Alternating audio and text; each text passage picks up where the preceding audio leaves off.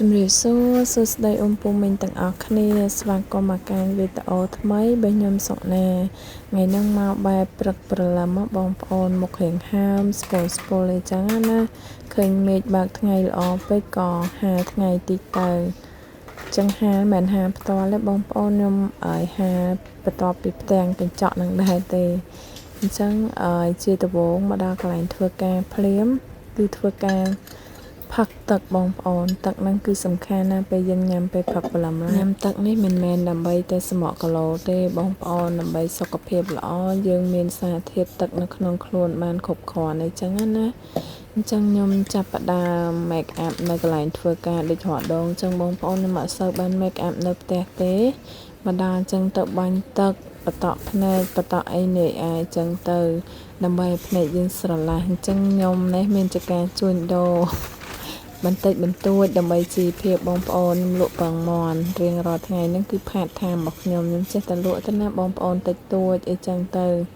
ដើម្បីឲ្យមិត្តរួមការងារយើងបានញ៉ាំដែរខ្ញុំលក់នេះដែរក៏មិនថ្លៃជាងគេនៅខាងក្រៅទេមានតែធូរជាងបងប្អូនខ្ញុំលក់នេះពីគ្រាប់1500ទេពួកអីចៃដន្យអីខ្ញុំឥឡូវខ្ញុំបដូររបបអាហារខ្ញុំលែងញ៉ាំបាយពេលផឹកដូចពីមុនណាខ្ញុំបដូរមកញ៉ាំពងមាន់វិញដោយសារតែវាអត់សបូរជាតិខ្លាញ់ហើយមួយទៀតវាអាចជួយយើងឲ្យឆ្អែតបានរយៈពេលយូរដូចយើងញ៉ាំបាយដែរអញ្ចឹងណាបងប្អូនភ្លេចខ្លួនឥឡូវឡើង CEO ពងមាន់បដ ாய் គីឡូមួយទី1តែចំនួនប៉ុន្មានដែរតែចំនួន2ចាអូទៅកាន់តចាទៅថតហើយបើសុំថ្ងៃណាមួយសុំចូលវីដេអូដែរមើលនេះខ្ញុំចូលទេថតហើយយើងដាក់ចូលនៅក្នុងហ្នឹង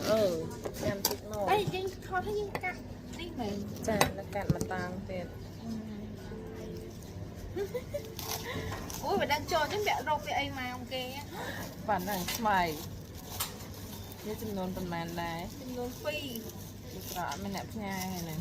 អូអត់ទេអូឥឡូវគេហាយគេឡើងហើយគេឡើងទៅវិញទៅជាកូនប្រាំងអត់ហើយគេលក់អស់ឲ្យអូនមួយថ្ងៃហ្នឹង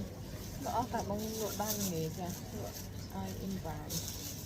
ស្ងោអស់ឲ្យ30គ្រាប់ហើយអរគុណចាំព្រោះចាំយកលុយអូខេ thank you បងទឹកហ្នឹងអូខេពងមាន់ហ្នឹងបើសាច់ជាដាច់មិនសូវជាដាច់ប្រហែលទេបងប្អូនដោយសារតែខ្ញុំស្ងោយកទៅញ៉ាំខ្លួនឯងដែរទេចឹងហើយក៏ដាក់ស្ងោច្រើនទៅព្រោះឲ្យមានមិត្តរួមការងារពេលខ្លះគាត់ញ៉ាំបាយអត់តាន់ឬក៏ពេលខ្លះគាត់រៀងហេវពេលចន្លោះចិត្តដល់ម៉ោងញ៉ាំបាយអីចឹងទៅគាត់អាចញ៉ាំអានឹងជំនួសបានព្រោះឲ្យវាជំនួយសុខភាពវាអត់ដូចយើងញ៉ាំនំអីផ្សេងចឹងណាបងប្អូនវីដេអូសារហ្នឹងមកបែបលក្ខណៈឲ្យទស្សនវិជ្ជាជាក់ស្ដែងច្រើនដោយសារតែខ្ញុំអត់បានដាក់ភ្លេងអ្នកអីចូលញ៉ៃទេដោយសារវាជាប់ copyright ញឹកញាប់ពេកចាអញ្ចឹងបាយអ្នកទាំងអស់គ្នាដែលបានទស្សនាបាយ